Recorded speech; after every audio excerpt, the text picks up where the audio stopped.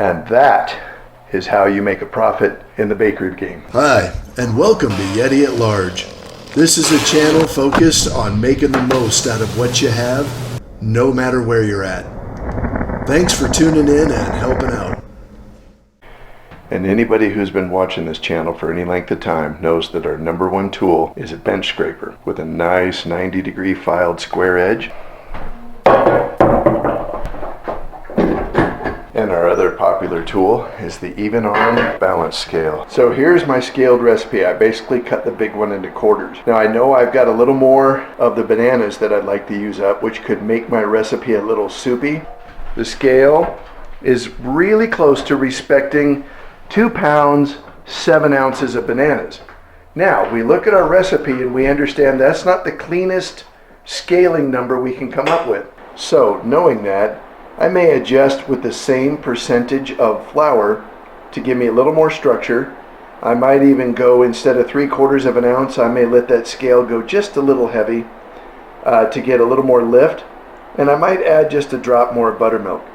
Now understand, this recipe was pre-scaled for high altitude. So if you want to make this next to sea level, it might have a little too much liquid and it might have a little too much leavening. But again, you can take just about any recipe. Just know that my method is the creaming method, where I cream the butter and sugar together, and then I will add the eggs, cream those together. I will mix in my dry ingredients for about 3 minutes to 4 minutes on the number 2 speed on my KitchenAid. It'll get a real thick dough at that point, like a real firm muffin batter. And then by adding the bananas in, the thickness will help grind the bananas in.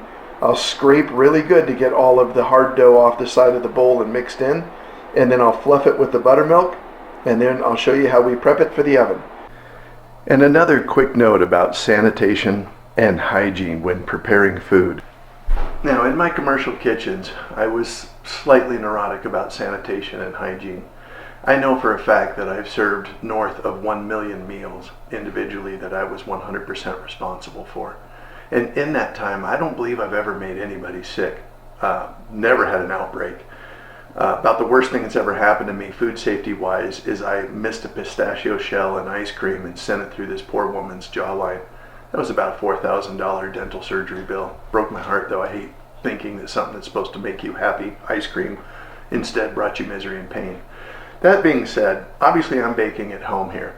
Every contact surface gets washed, rinsed, and sanitized before and after its use. Meaning this bowl gets washed twice. Once when I'm done using it, and then again before I use it the next time. I got dogs laying at my feet praying that I'm going to drop something here. That's what being a home cook is all about. I'm confident that the food I'm making that me and my family are going to eat is safe. Please, take some time and you do the same. Wash, rinse, sanitize everything before and after. Really slow down. Anything that's a dry ingredient like a flour, a sugar, run through the sifter to make sure there's no foreign objects in there. Smell your food. Really scrutinize what you're working with. And that way you can have the best baking and cooking experience possible without any unforeseen downsides. Again, I use unsalted butter for all my baking recipes.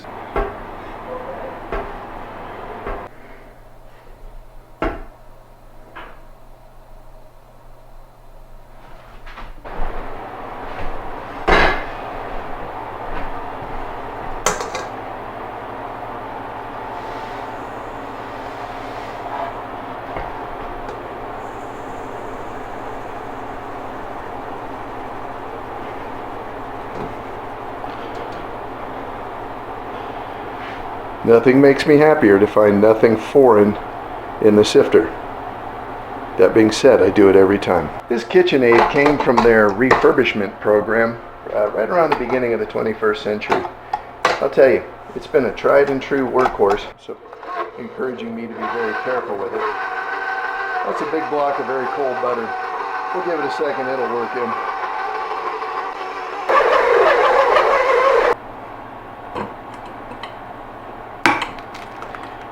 Pro tip, crack your eggs into a separate clean container before adding them to a recipe.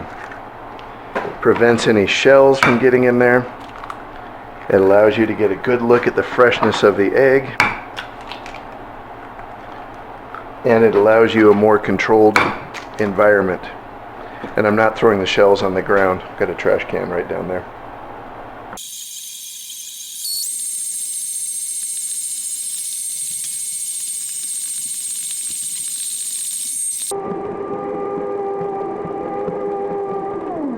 Another pro safety tip.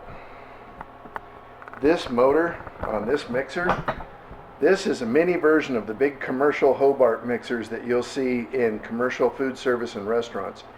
This motor and that paddle will injure you severely. Don't get your fingers or your hand anywhere near this, especially with the dough hook or the paddle. You will know instantly if you've made a mistake. But I like to scale out these leavening agents and the salt individually before the flour's on there to really help me get a precise weigh with this big giant scale. If you have a digital scale, you're going to be in better luck, or if you're using teaspoons and that kind of thing, that's a consistent measurement too.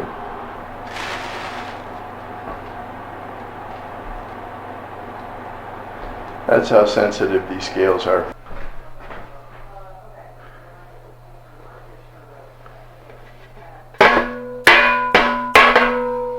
Alright, we've sifted our flour. I moved the paddle out of the way when I go to put it back in. So start very slow. You don't want all your flour flying away. A, it makes a mess all over the kitchen, and B, it'll change the weight of your recipe. Flour has been added. We'll mix for 3 minutes on the second speed. And just like the eggs, we're going to add the bananas in gradually to build up our batter and not make it all gritty and grainy.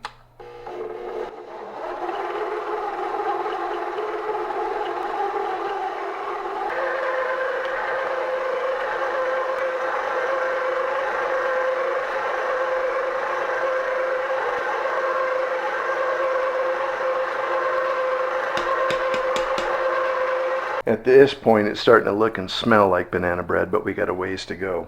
This scraper is no longer any good for getting into the bowl. It'll make a mess. So I use a long spatula. All right. Let's get another mix and let's add our buttermilk.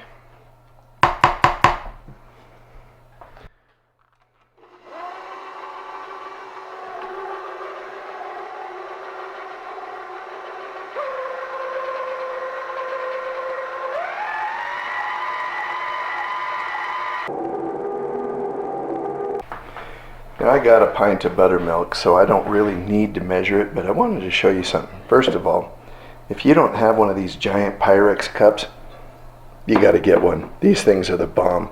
Now, I'm only measuring out 1 pound of liquid, so A, I don't need to do it on the scale, and B, I don't want to get that whole big giant cup dirty when I could measure it out twice in this.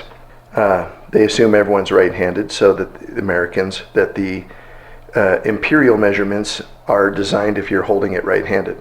I'm a southpaw. You go to Europe, these same cups are just in metric. They don't have the imperial measurements on them. But we follow the old saying, a pint's a pound the world around.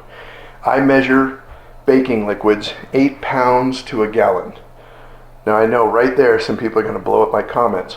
And I realize that different liquids weigh different amounts based on their density, but I've created a standard with my recipes and they're all calibrated to a gallon of liquid weighs 8 pounds. I've made the adjustments over the years and it works. A pint's a pound the world around. So there is a fully scaled out and included banana bread recipe. We just finished mixing it. As you can see, look at the motion it has. It's thick, but not muffin batter thick. It's a loose banana bread. Here's the point where it could stand to use a rest. Not all bakery items benefit from a rest. Any kind of a meringue base or a genoise, once you've mixed it, it needs to go immediately into the oven. Think souffle. But most things benefit from a moment to absorb, autolyse, meaning the flour absorbing the moisture in the mix, fully hydrating. Now we may be close to that at this point, but I've found we've got a good mix on this, letting it rest for a couple of minutes to fully absorb and then giving it one last little mix before we scale it and put it in the oven. will really benefit this. Give us time to do our dishes.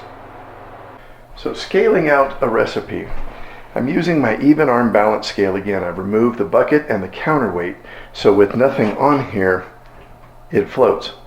I assume that there's some weight to the pan, so I've adjusted it. It's about a half an ounce, and I want 1 pound of batter because I believe I have 9 pounds of banana bread batter, give or take, and I've got 9 pans.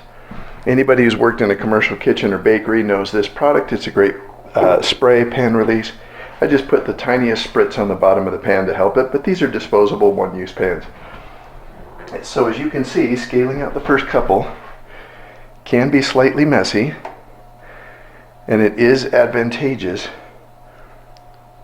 to creep up on it to get a feel for where you're at and what the height of the pan will look like.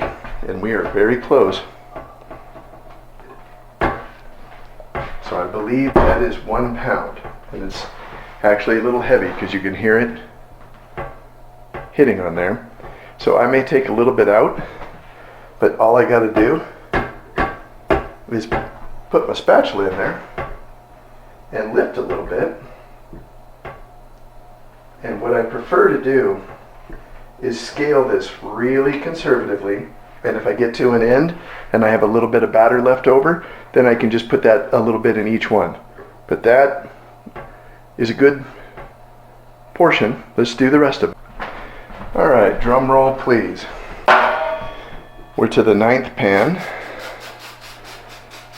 We've been very conservative in scaling. This is the amount of batter we have left. Seems like it's going to be tight.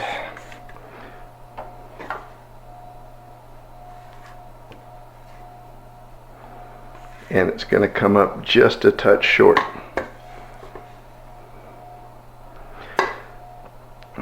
How short?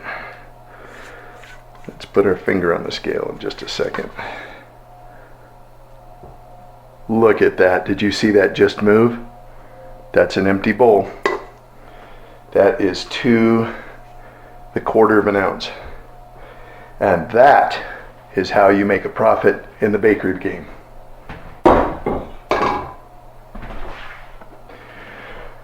Okay, so we portioned out our batter. We got 9 pans to the 1/4 of an ounce. My sweetheart loves walnuts and chocolate chips in her banana bread. So I'm making 3 specifically for her, with a 1/4 cup of walnuts and chocolate chips added in. That's a 1/4 cup each, mind you. And then these other 6 I'm going to do with sliced almonds. I'm portioning them out to a 1/4 of a cup, and you'll see where I'm putting them in a perfect stripe right down the middle. You'll see why in a second, because we're going to do one last garnish to these to help us get a nice even bake and a good lift of the batter. So there's the beeper for the preheat.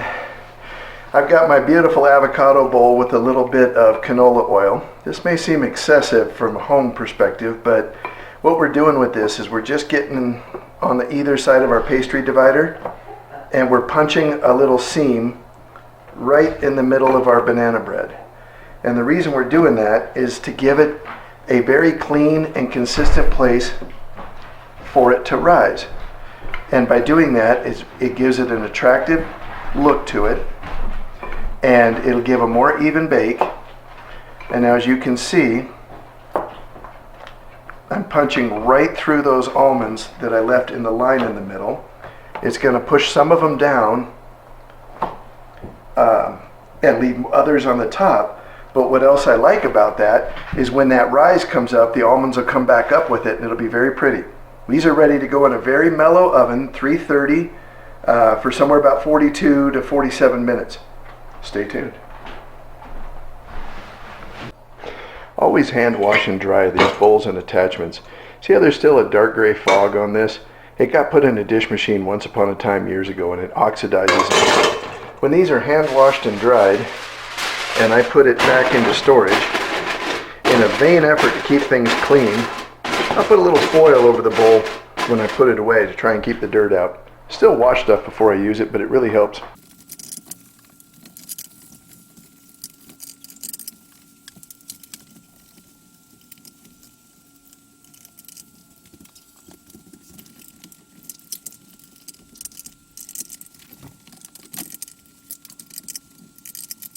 So, I ran it to 50 minutes at 3:30 at 7,000 feet. And you see I got a good spring back on that. And again, we were a little heavy on bananas, so we got a much moister product and a less bready product. So you see we didn't get that huge lift. And just like a fool, I can't wait till these sweet goodies cool, and I'll eat till I eat way too much. We didn't let them get all the way cool, we just let them get almost to room temperature and sliced off a couple of big old hunks. This is the almond one. It's firm, it's moist, it's forgiving, it's delicious. The chocolate chip walnut's going to be insane next level. There's a lot of different ways you can bake at home, but the easiest thing is to just get something done, just to make something.